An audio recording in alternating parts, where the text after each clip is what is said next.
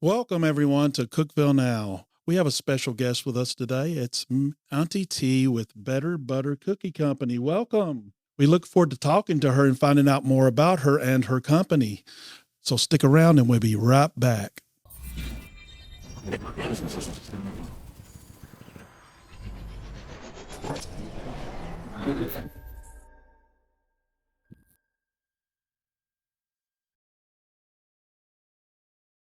Tell us about how you got started. All right. Well, let's see. It all started back once upon a time. I have to give my mom props because at a very early age, she instilled the value of baking. So she was a stay-at-home mom, and in order to earn extra money, she would bake these giant chocolate chip cookies. Well, my brother and I, she would enlist my brother and I and some neighborhood kids to go out to the neighbors and sell them door to door. Well, I guess she probably saw my interest in baking. And so one year she gifted me with an easy bake oven. And let me tell you, that thing Wow. saw a lot of use. That was a popular toy. It was. I myself, I really enjoyed mine.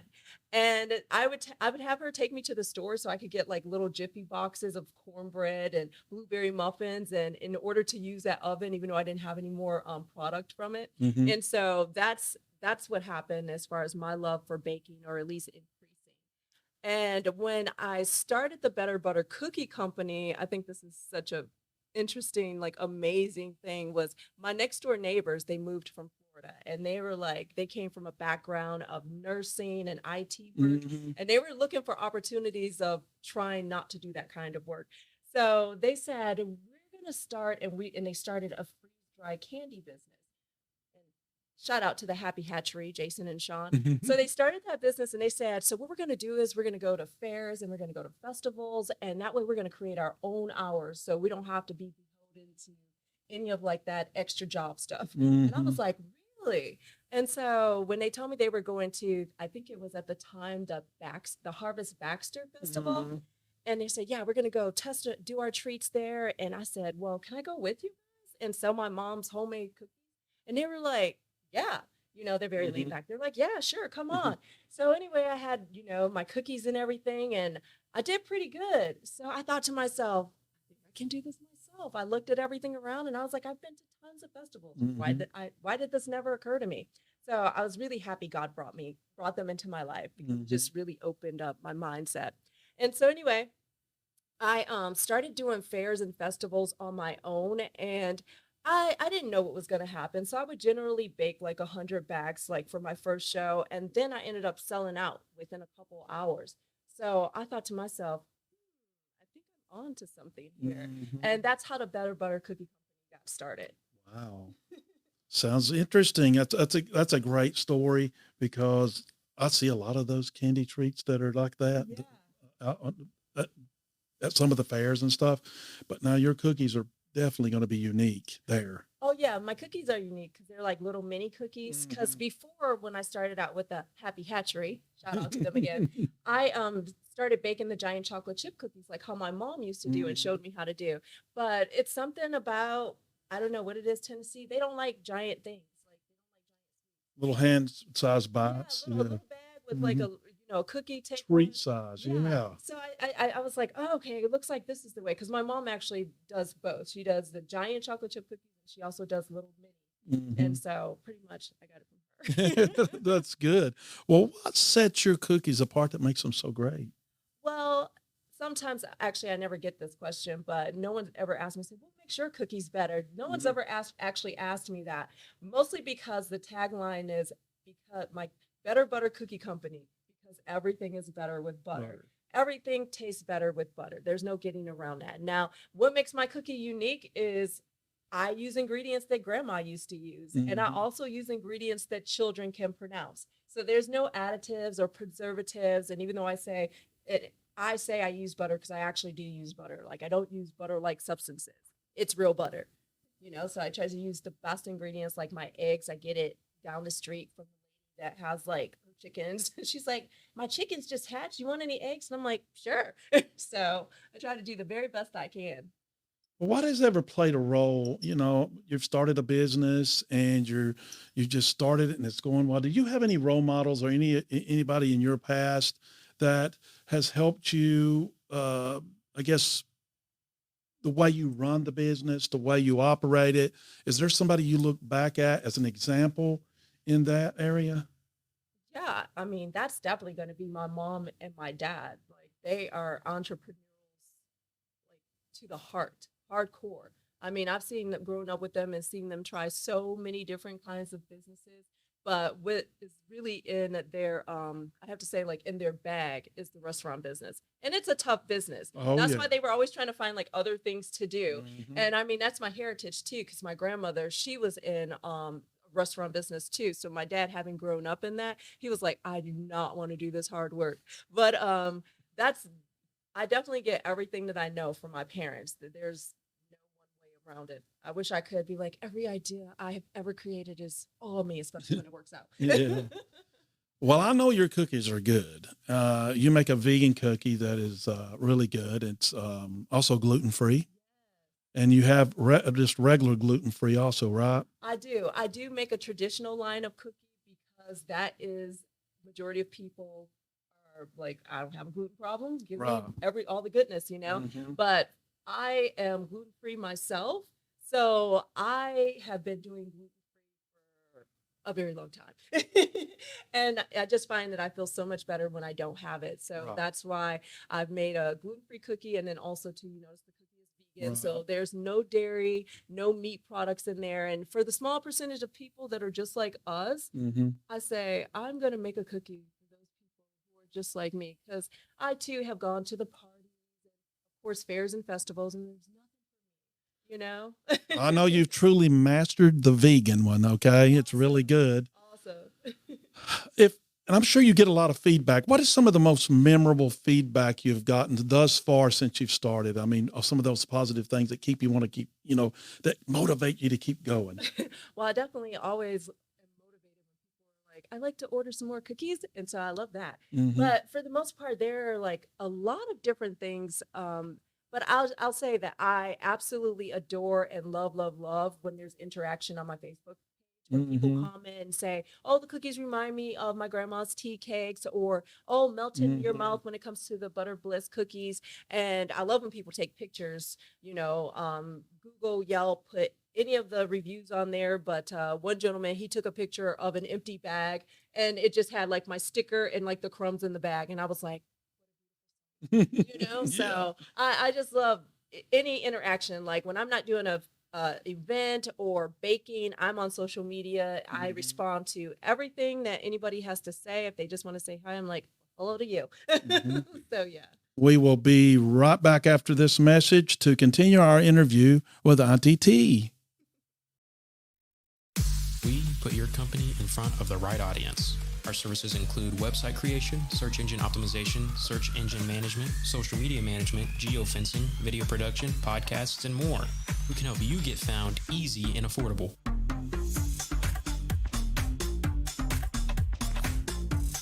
We are your partner. We work with you as your team, giving you the best option for marketing.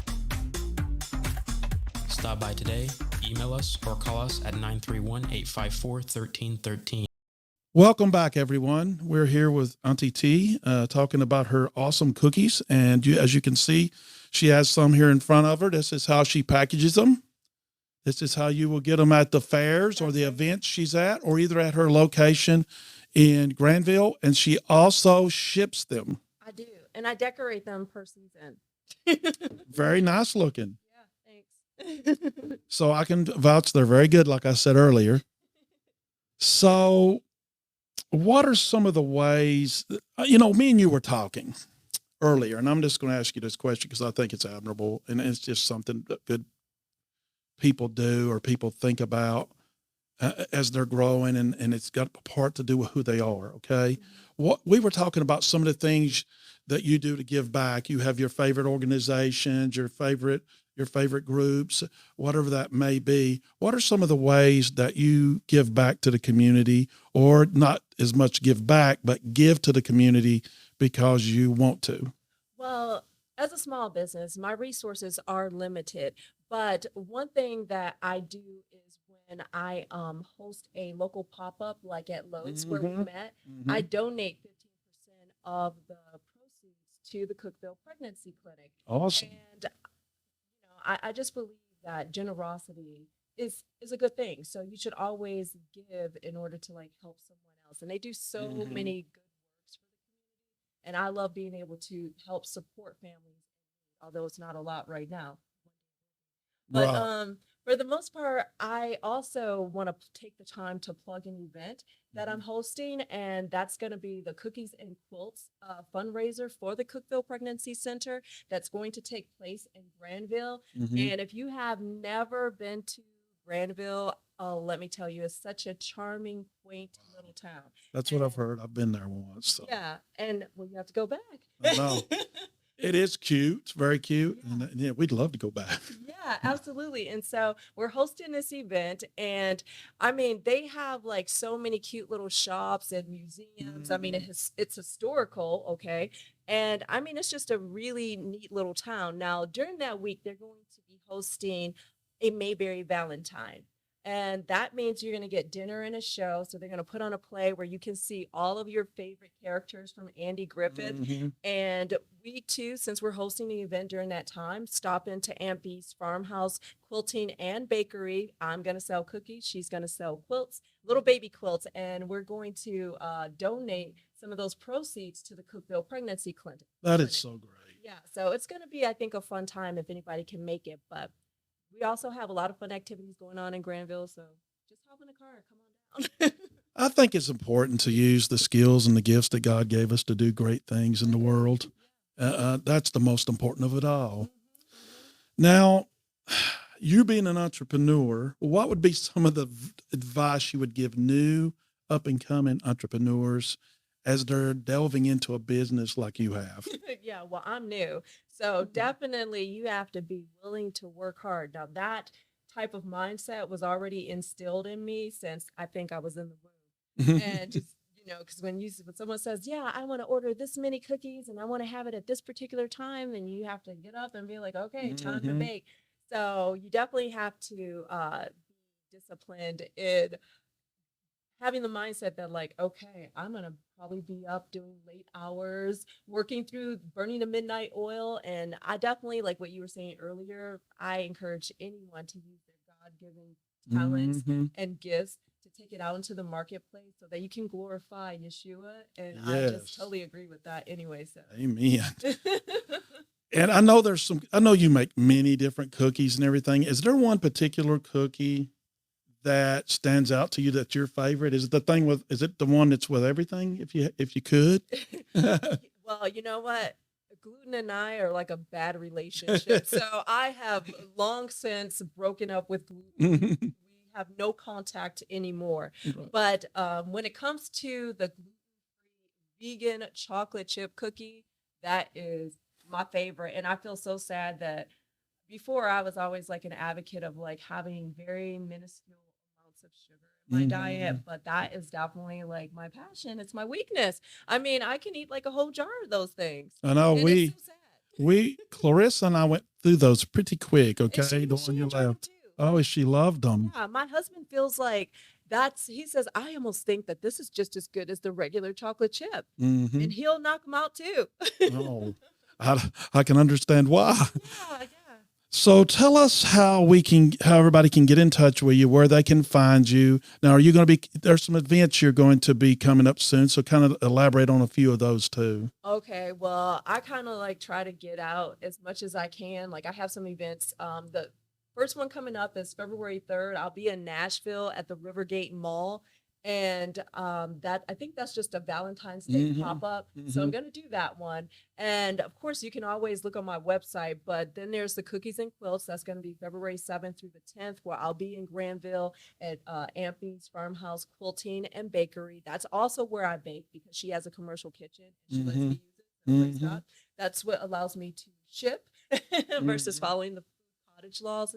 And so I'm going to be there. And then I think it's called the Sugarfoot Handmade. That's in Murfreesboro. So I've got like a really full schedule coming up this year. That's good. We will list some of those on the website, and we will also list her website URL. Is there anything else you'd like to say before we end our visit? There is I forgot to say, or I didn't add to. Did we already talk about how I came up with the better No, I would actually like to know about that. Yeah, because I was like, did we touch on that? Mhm. Yeah, so coming up with the Better Butter Cookie Company was due to my friends and neighbors, the Happy Hatchery. You sure I didn't tell this story? You briefly touched on it, but I Okay. would like to find out more about how they encourage you to do it. Oh, yeah, because I did want to touch on the fact that I have always grown up watching, let's see, what was it? I Love Lucy. Mhm. I mean, I watched so much I Love Lucy that I was having dreams in black and white. And you also said, I saw on your website, Dick Van Dyke Show. Yeah, I watched Mhm. that too. Yeah. And I love the fashion from that era. Right. So that's why if you're like, why is she dressed like that? I feel so comfortable being dressed like this. Like, I don't even care. When my husband first saw me, he said, wow. And he couldn't take his eyes off of me. But now I walk in and he's just like, what's up? You know? But a lot of times when I'm walking out, in public like this, people are just like, looking, or they're like, oh, that's so nice. But that's one reason I wanted to touch on the Better Butter Cookie Company, Yeah. is the nostalgia of, how things used to be back in the day when you could find lots of butter and lots of, good old fashioned home goods being baked with that children can pronounce and grandma used to use. So when it came to doing the Better Butter Cookie Company, I would travel around with the Happy Hatchery. So my neighbors, they moved up from town. They wanted to get out of the IT work and nursing industry that they were in, create their own hours. And so they said, we're going to make a candy. We're going to do freeze-dried candy. And what's unique about them is that even though they do the popular candies that people like freeze-dried Skittles are all the rage right now, they also make peanut brittles. Like Jason makes his homemade peanut brittles, and they are pretty delicious, and he freeze dries them. So they said, we're going to go ahead, create these candies, and we're going to sell them at fairs and festivals, make our own hours, and, write our own time ticket. And I was like, that sounds great. Can I come with you and sell my mom's recipe for her cookies? And they were like, yeah, come on. And so when I saw that I started to do, I did really well with them, I said, you know what? I think I can do this myself. And so I started to think about doing the fairs and festivals. And when I did my first one, I didn't exactly know how much to bake, but I said, I'm just going to go ahead and bake 100 bags of cookies and see what happens. And I ended up selling out within the first couple of hours. And then that's when I was like, okay, I think I'm really onto something. But they themselves could not imagine like how I would have set up my vendor booth and how I was going to be dressed. Because I had my little label and I showed them, I said, this is what I'm going for right here. And they were like, yeah, okay. Yeah, that's nice. I like that. But when I came walking out dressed like this, they were like, oh, you see the vision now, but people are always commending me on tying in the 1950s housewife with the Better Butter Cookie Company. So yeah, the 50s and 60s, both those eras had decent, really nice fashion. yeah. And every era has their own fashion, but I get what you're saying. Yeah. Well, it's been wonderful visiting with you today on Cookeville Now. Thank you. And, Same here. and thank you for coming and sharing your story. I think a lot of people will be very interested in finding out more and trying out these awesome cookies.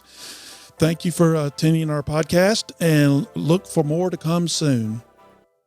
Join us every week as we introduce our neighbors, businesses, and inspiring stories. People, businesses, and places that make the Upper Cumberland what it is today. As we tell all about the past, present, and even the future outlook. Like, comment, and subscribe so you do not miss an episode.